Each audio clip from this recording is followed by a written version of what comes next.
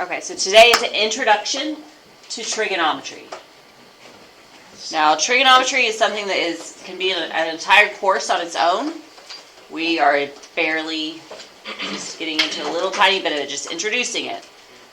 A trigonometric ratio is the ratio of the lengths of two sides of a right triangle.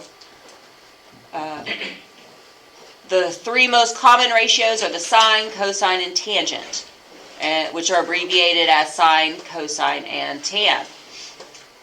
So those are the three we're going to go over.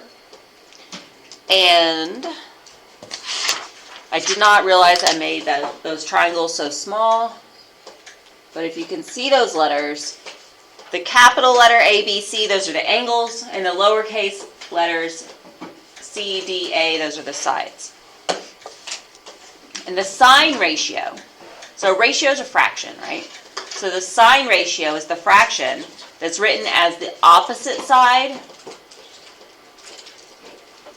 over the hypotenuse. Now when I say opposite side, it's like, well, opposite from what? Well, that has to be identified. Normally, you would say sine of theta. Like if I'm going to talk about angle A, and so there would be an angle there, and it's a 0 with a horizontal line through it. That's a theta.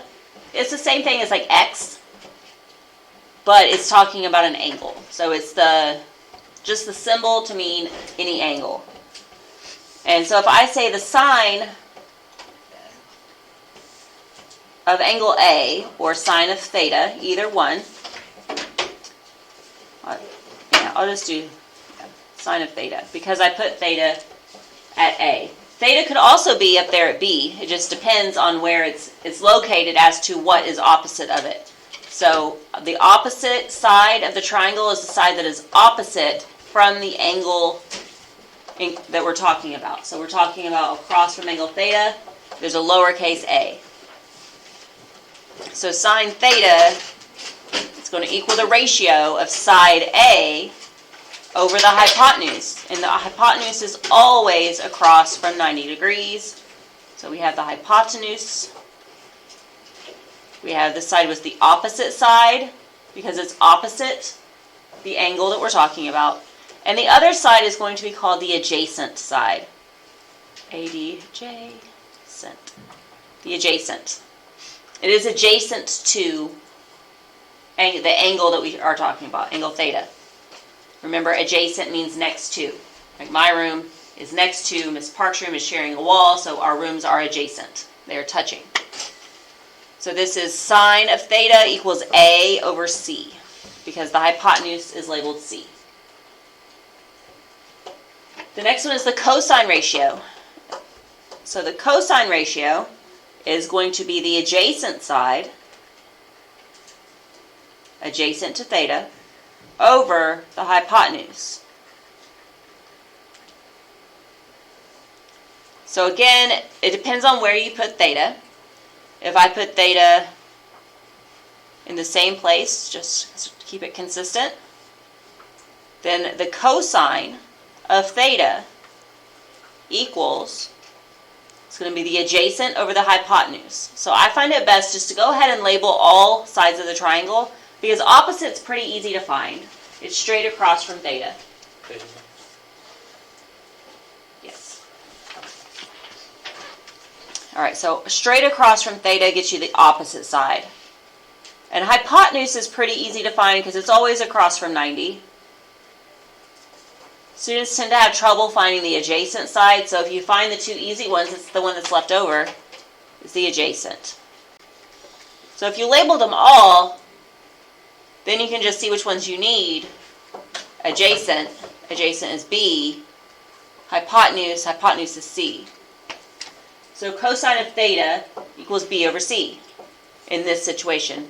It depends on where theta is located. If theta was at the top, the opposite would have been side B, right? Does it matter where you put it at when you put it on the triangle? The theta? Yeah. It doesn't matter where you put it. It depends on, normally it's like already assigned. Like down here it says find the sine of angle X. So theta is We're talking about angle x, so it's the sine of that angle. Okay. But whenever we're just talking about the theory of it, that's what we're using theta, or an unknown angle. All right, tangent ratio is opposite over adjacent. It's the one that doesn't use the hypotenuse. Opposite over adjacent. It's just the legs of the triangle. So that's the tangent, or tan, theta. Again, I'm gonna put it in the same place, just to make for consistency for these three. I'm gonna go ahead and label everything. Opposite, hypotenuse across from 90, and adjacent, ADJ at the bottom. I want opposite over adjacent, so that's the little a over the little b. All right, so that's the three trig functions that we're going to use. And there is a pretty easy way to remember that, which I have already written on the board over there. And I've left a place on your notes to put SOHCAHTOA. So SOH stands for sine over, sine is opposite over hypotenuse. Normally we don't write out the words, but I'm going to go ahead and do that. Sine is opposite over hypotenuse. And I like to write it vertically because the O is on top of the H. So the opposite is on top, O is over H when you write it like that, just like it is right here. So sine is opposite over hypotenuse, SOH. The next one is ka, SOHCAHTOA. So that means that cosine is the adjacent over the hypotenuse. And then the last one, TOA, stands for tangent, is the opposite over the adjacent. And when you write it vertically like that, the O is on top of the A, just like it is in the ratio. So that gives you, it tells you which sides of the triangle go with each function. Sine, cosine, and tangent. All right, so now we're going to practice. Write each trig ratio as a fraction. And anytime you do fractions, you do need to reduce them if you can reduce them. So the tangent of angle Z, so that means I'm starting at Z, that's where my angle is. And I'm going to go ahead and label the parts of my triangle. From if my angle is up here in the top, the one across is opposite. And then 90, and across from 90 gives me the hypotenuse. The leftover is the adjacent. Since I know that tangent, TOA, T, tangent is opposite over adjacent. O is over A. So opposite over adjacent. So my fraction is going to be 30 over 16. And since those are even numbers, I can divide them both by 2, and it gives me 15 over 8. So the tangent of angle Z is 15 over 8. All right, so then sine X, the sine of angle X can be represented by you start at X, identify the pieces. Opposite is across from the angle. Hypotenuse is always across from 90. And adjacent is the leftover that is touching the angle. Sine of angle X. Sine is opposite over hypotenuse. So, SOH. So my fraction is 15 over 39.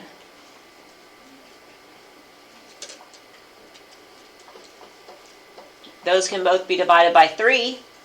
I'm sorry, by 3. So we have 5 over 13. If you're not sure about reducing fractions, if you typed in 15 divided by 39, it would give you a decimal. And you press math enter on the calculator, it'll turn it into a fraction. All right, so next up we have the cosine of angle A. So that means I'm going to go to angle A as my starting point, label the parts, opposite O, 90 gives me the hypotenuse H, left over is adjacent A. Cosine of angle A, cosine, so ca toa, C-A-H, puts the A on top and the H on the bottom. Oops. I'm going to do A over H. Ca. So it's 30 over 50. Those can both be divided by 10, so that's 3 over 5. All right, this is trig ratios.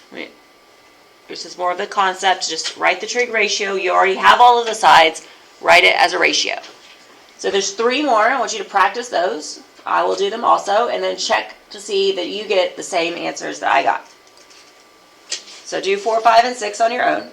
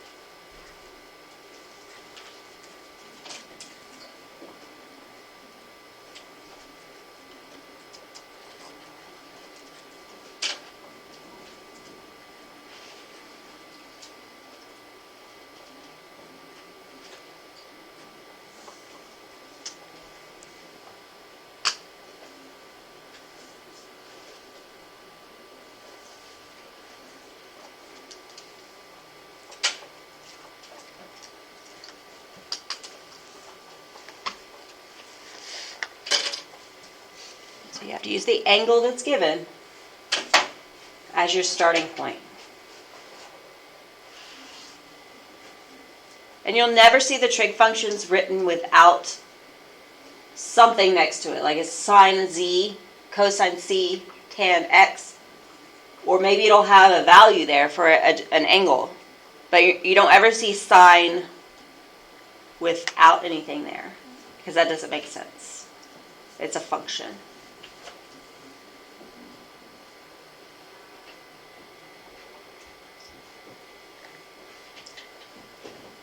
All right, so when you're finished, go ahead and grab a calculator, because you're going to need one. And on the graphing calculator, you need to press the mode key, because you need to be in degree mode. So if you press mode, and you press down, I think it's 3 times, and then over to the right once, and press enter, then degrees should be flashing, not radians. If the calculator gets reset, then it automatically defaults to radians. And if you do your calculations in radians, then everything will be wrong. You have to do it in degrees for this class. We are working in degrees. So when you're finished with these examples, grab a calculator and make sure it's in degree mode.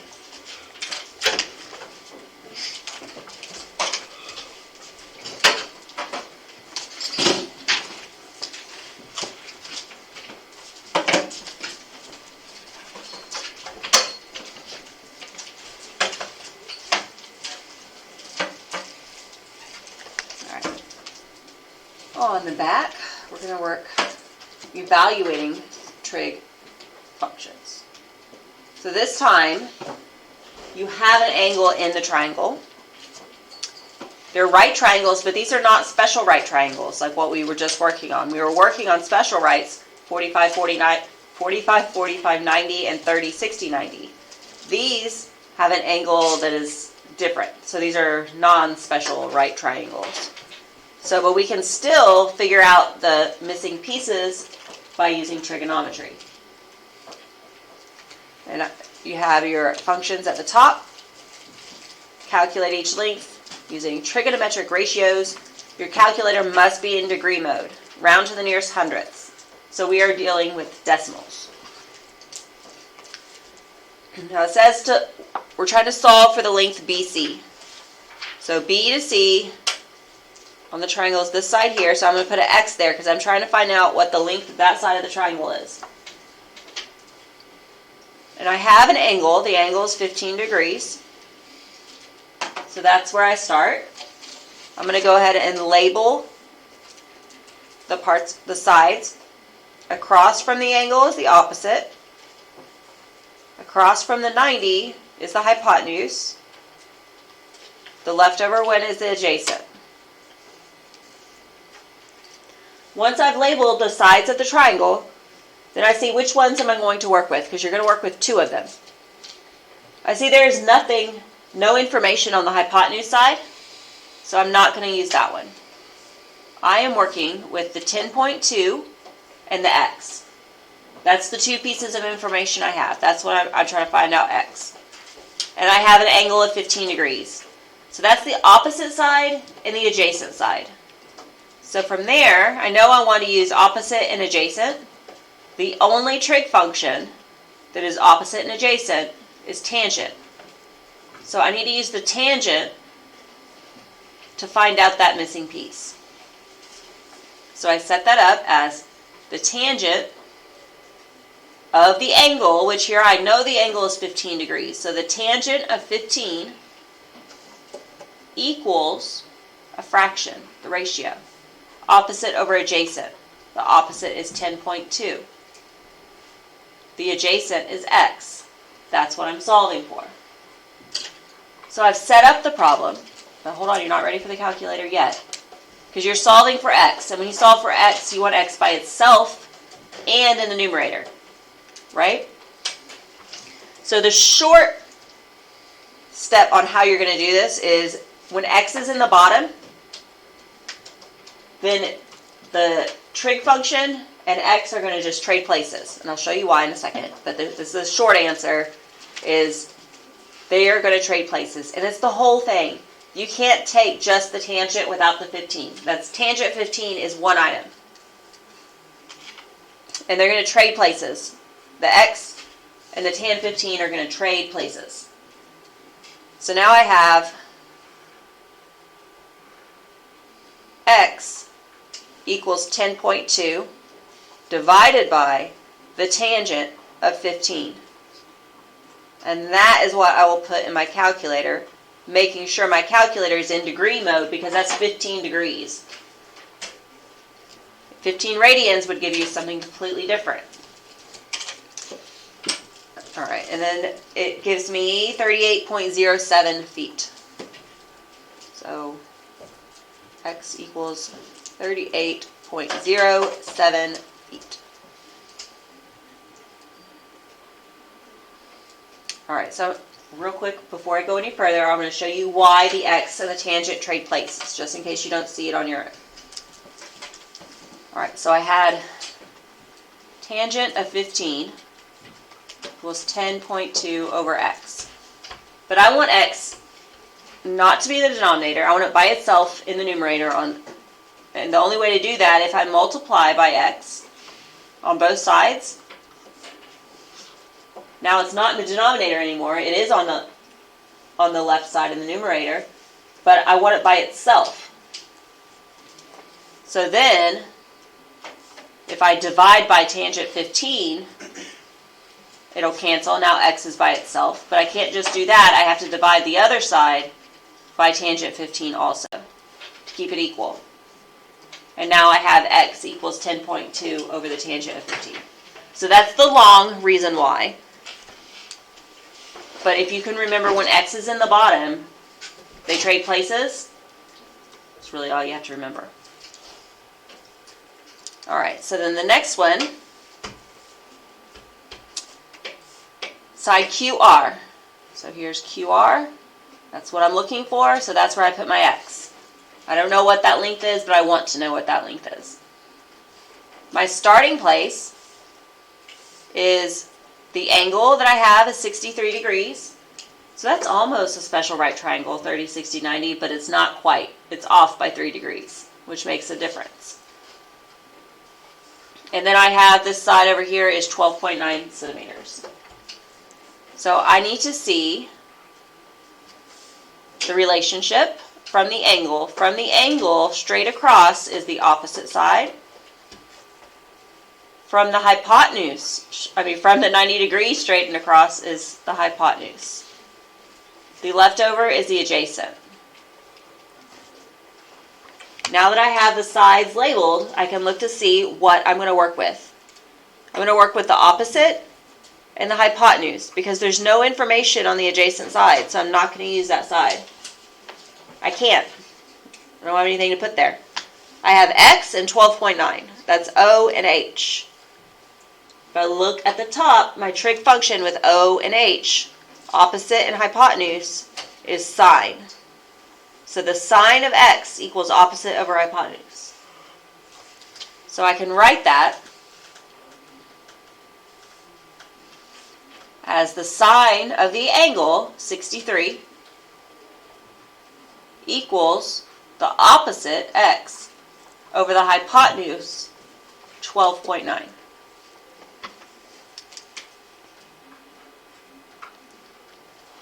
All right, so this time, the x is in the numerator, but it's still not by itself. So if I wanted to get it by itself, I would have to multiply by 12.9. So if you multiply both sides by 12.9, basically you end up just moving the 12.9 out in front of the trig function. So it's coming over here. So I have 12.9 sine of 63 equals x, because I multiplied and it canceled on the right.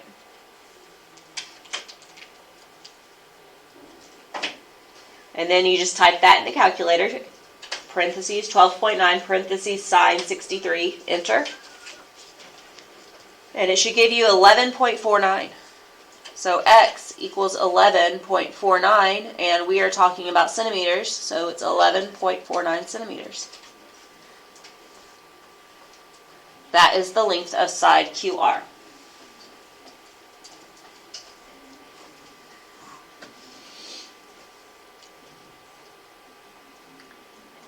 So we have a couple more. Side FD.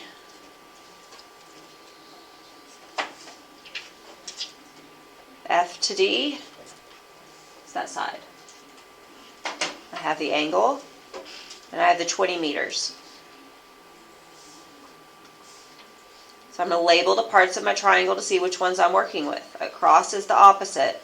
There's nothing over there. That's not the one I'm using. 90 degrees. Across from that's the hypotenuse. The leftover is the adjacent. So the hypotenuse and the adjacent, that's AH. So ka toa, CAH. So I'm going to do the cosine of the angle, 39, equals adjacent over hypotenuse. So 20 over x.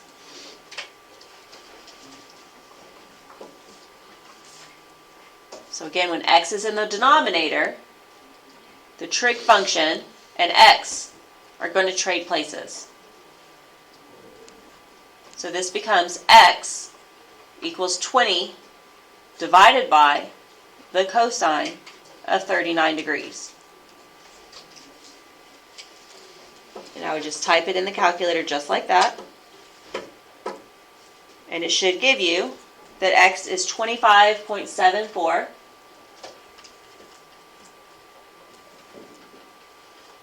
And this is in meters. So side FD is 25.74 meters in length.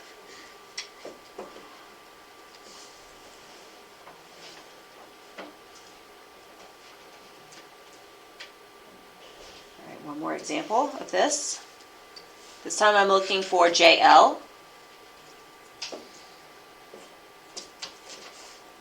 JL is over here, that's my x.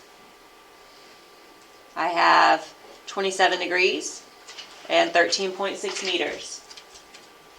So when I label the triangle, across from the angle is the opposite side. Across from 90 degrees is always the hypotenuse. The leftover is the adjacent. There's nothing over here where the adjacent is, so I'm not using that. Alright, so I set this up. This is OH, opposite and hypotenuse. OH, so katoa. So SOH, sine of the angle 27 degrees equals opposite x over hypotenuse 13.6. So when the number's in the bottom, you're going to move it in front of the function. So I have 13.6 sine of 27 equals x. And you type it in the calculator just like that. And it should tell you that x is 6.17, and this is in meters.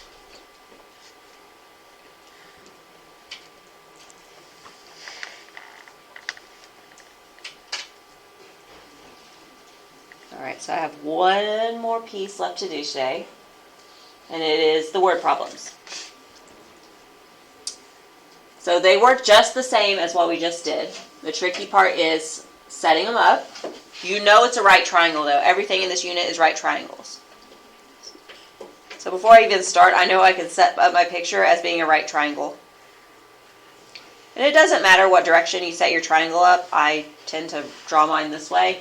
You can, you don't have to. So the Pilatusbahn in Switzerland is the world's steepest cog railway. So we're dealing with a railroad track. Its steepest section makes an angle of 25.6 degrees with the horizontal and rises about 0.9 kilometers. To the nearest hundredth of a kilometer, how long is this section of railway track? Alright, so we have to figure out what goes where. So the first thing, think about what we're dealing with. This is a railroad track on a mountain. So is the railroad going to be down here? Is it flat? No, it's not flat. Is it vertical? Can you go straight up? It did say it's steep. No, a locomotive is not going to go vertically. So it has to be the slanted part to go up the mountain, right? So that's where your railroad track is. So I'm just going to do like that. That's my railroad track. And that's what I'm trying to figure out, right? How long is this section of track? So that's what I'm looking for. That's my x. But I still have to figure the rest of it out. Its steepest section, so the track, makes an angle of 25.6 degrees with the horizontal. Which way is horizontal? Is horizontal flat or is it up and down? Flat. Flat, like the horizon. Horizontal, like the horizon. So the horizontal is here, it's the flat part. And if the track is making an angle with the horizontal, the only place where the track and the flat part touch is over here in this corner. So that is where the angle must be. Our angle must be there, and the angle is 25.6 degrees.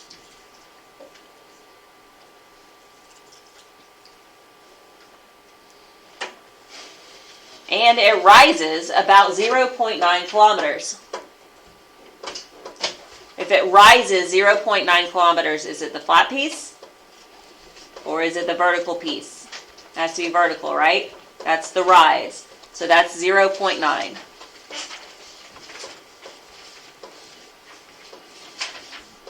Okay, so now I have it set up. I need to see which function am I going to use. So I start at the angle. Across from the angle is opposite. Go to the 90. Across from 90 is always the hypotenuse. The other one is the adjacent. I don't need the adjacent. It's the one that has no information. So if I'm using O and H, OH is sine. So the sine of the angle, 25.6, equals opposite over hypotenuse. The opposite is 0.9. Hypotenuse is x. Once you set it up, then you have to get x by itself. When x is in the bottom, they're going to trade places. So x equals 0.9 divided by the sine of 25.6 degrees. So x should be 2.08. And this is in kilometers. So 2.8 kilometers. That's the length of the track for that section of railway.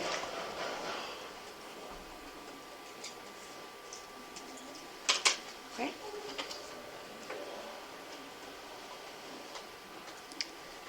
All right, so the next one, again, we're dealing with a right triangle because, one, we are in a unit called right triangles.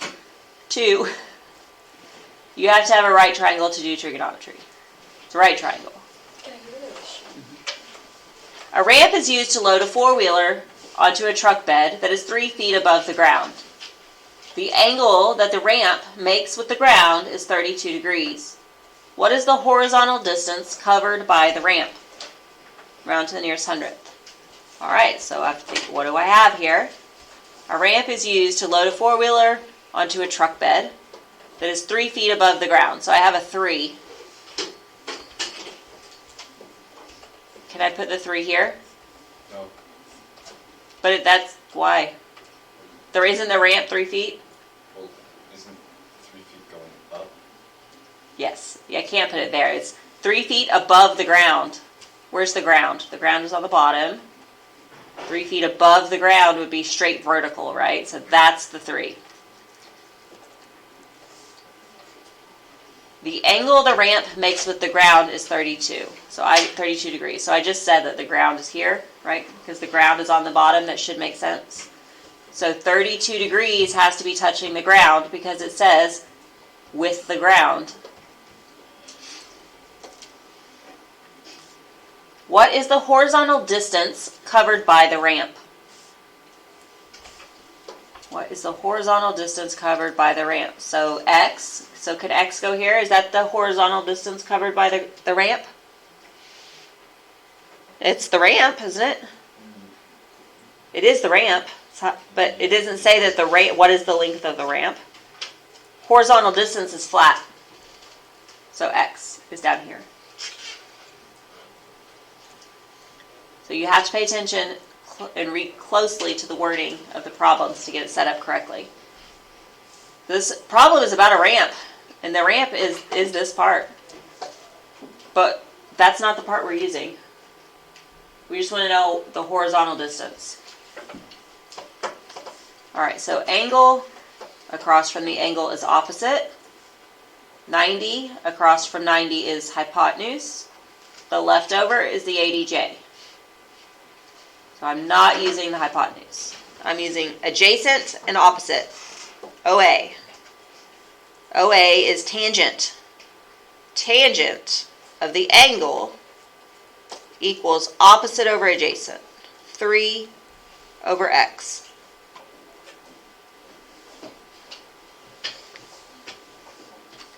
So when x is in the bottom, they trade places. So x equals 3 divided by the tangent of 32 degrees. And that will give you 4.80. And we're talking about feet because this is in feet. So the horizontal distance of the ramp is 4.8 feet. So the end of the ramp is 4.8 feet away from the bed of the truck.